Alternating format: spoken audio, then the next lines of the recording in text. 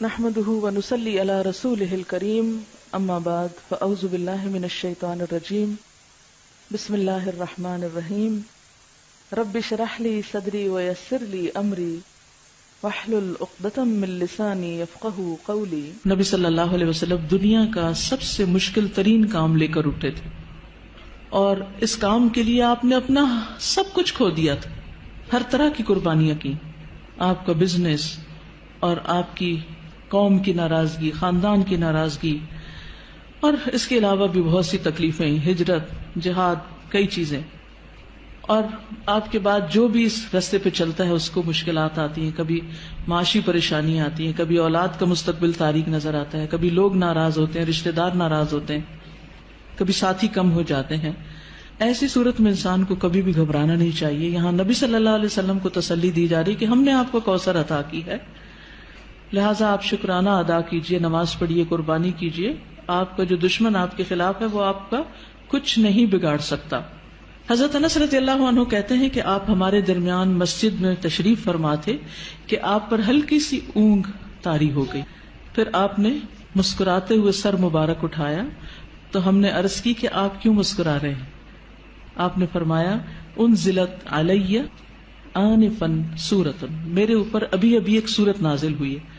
پھر آپ نے بسم اللہ پڑھ کر سورت سنائی اور سورت سنا کر فرمایا اتدرون ما الکوثر، یعنی تلاوت بھی سنا دی اور پھر وضاحت بھی ساتھ ہی کر رہے ہیں، تعلیم دے رہے ہیں، کیا تمہیں معلوم ہے کوثر کیا ہے؟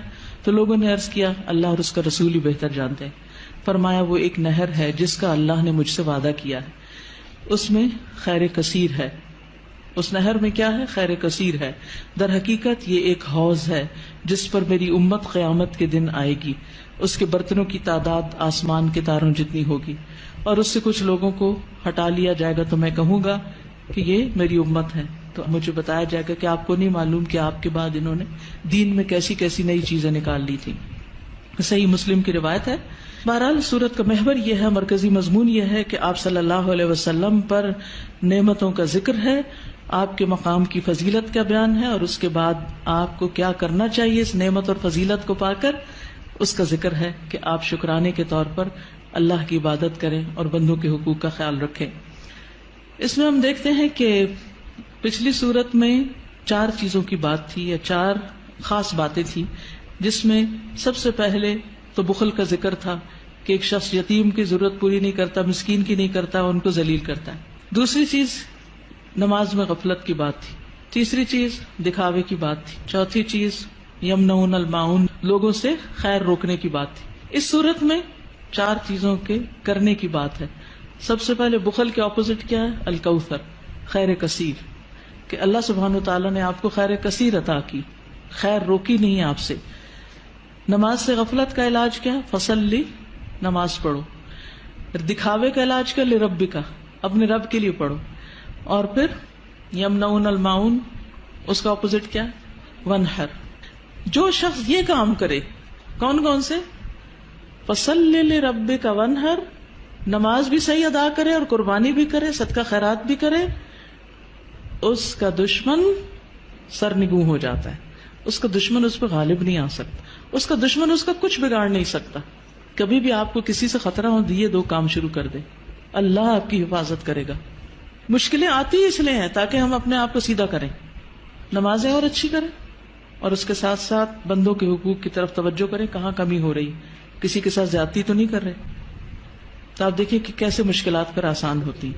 آپ کے خلاف بولنے والے اور آپ کے بارے میں باتیں کرنے والے خود ہی خاموش ہو جائیں گے۔ اس صورت کا پس منظر یہ بھی بتایا جاتا ہے کہ جب آپ کے بیٹے قاسم کا انتقال ہوا اور یہ خبر ابو لہب تک پہنچی تو اس نے کیا کہا کہ محمد ابتر ہو گیا، اب ان کا نام نشان مٹ جائے گا، کوئی ان کا نام لینے والا نہیں۔ تو آپ کو تسلی دی جا رہی ہے کہ آپ فکر نہیں کریں، ناکام آپ کا دشمن ہی ہوگا، آپ کو اللہ نے خیر کثیر عطا کر دی۔ تفصیل دیکھتے ہیں۔ انا اعطیناک الکوثر، بے شک ہم نے عطا کی آپ کو الکوثر۔ انا سے مراد اللہ سبحانہ وتعالی، اعطینا ہم نے آپ کو عطا کی۔ عطا کیا ہوتی؟ جس کا بدلہ نہیں چاہیے، ٹھیک ہے۔ الکوثر، کوثر، الکوثر جو ہے یہ جیسے میں نے پہلے بھی عرض کیا، ایک ہے خیر کثیر، کثرت سے خیر عطا کی، بہت زیادہ بھلائی، بہت نعمتیں آپ کو عطا کی، اور انہی میں سے ایک نعمت نہر کوثر ہے یا حوض کوثر ہے۔ بعض کے خیال میں ایک ہی چیز ہے، بعض کے خیال میں دو ہیں۔ نہر جنت میں ہے، حوض عرصات یوم القیامہ میں ہے، یعنی حشر کے میدان میں ہے۔ اور نہر کوثر سے پانی آ رہا ہے کس میں؟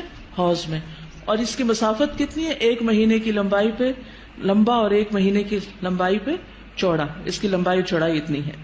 اور جو نہر کوثر ہے جنت کی نہر، اس کے دونوں کنارے سونے کے ہیں، موتیوں اور یاقوت کا فرش بچھا ہے، مٹی کستوری سے زیادہ خوشبودار، پانی شہد سے میٹھا ہے، دودھ سے زیادہ سفید، مکھن سے زیادہ نرم، برف سے زیادہ ٹھنڈا۔ دنیا میں جو آپ کو بہت ہی پسند ہے اس کی کچھ مشابہت نظر آتی۔ اور حوض کوثر جو ہے میدان حشر میں، اس کے کناروں پر کیا ہے؟ پیالے ہیں، کتنے؟ ستاروں کی تعداد میں۔ جو ایک دفعہ اس سے پانی پیے گا وہ کبھی بھی دوبارہ پیاسا نہیں ہوگا۔ لیکن اس سے کس کو ہٹا دیا جائے گا؟ جو بدعت کرنے والا ہو، یا جو آپ سے دشمنی رکھنے والا ہو، آپ سے بغض رکھنے والا ہو، اس کو وہاں نہیں آنے دیا جائے گا۔ یا جو آپ کے دین سے بغض رکھنے والا ہو، نماز سے نفرت ہے، صدقہ خیرات سے، دین کا ہر کام میں مصیبت لگتا ہے۔ ایک یہ ہے کہ بوجھل ہونا، اچھا آپ سو کے اٹھے ہیں تو آپ کو بوجھل لگ رہا ہے نماز پڑھنا، وہ ایک فطری سی بات ہے، آپ تھکے ہوئے ہیں یا نیند میں ہیں۔ لیکن ایک یہ ہے کہ دل سے نماز کی چاہت ہی نہ ہونا۔ نبی صلی اللہ علیہ وسلم فرمایا کہ نماز میری آنکھوں کی ٹھنڈک ہے۔ ہمارے نزدیک نماز کا مقام کیا؟ ہم میں سے ہر ایک کو سوچنا چاہیے، میری زندگی میں نماز کا مقام کیا؟ مجھے نماز سے کتنی محبت اور چاہت ہے، کتنے شوق سے میں اس کی طرف جاتی ہوں، یا نماز بس خانہ پوری کی حد تک پڑھتی ہوں؟ کیونکہ یہ ہماری ایمان کا امتحان ہے اس میں۔ بہرحال یاد رکھیے، جس نے آپ صلی اللہ علیہ وسلم سے دشمنی رکھی، جس نے آپ سے بغض رکھا، جس نے آپ کی شریعت سے بغض رکھا، اس کے لیے پھر کوئی خیر نہیں، کوئی برکت نہیں، وہ حوض کوثر پر نہیں آ سکے گا۔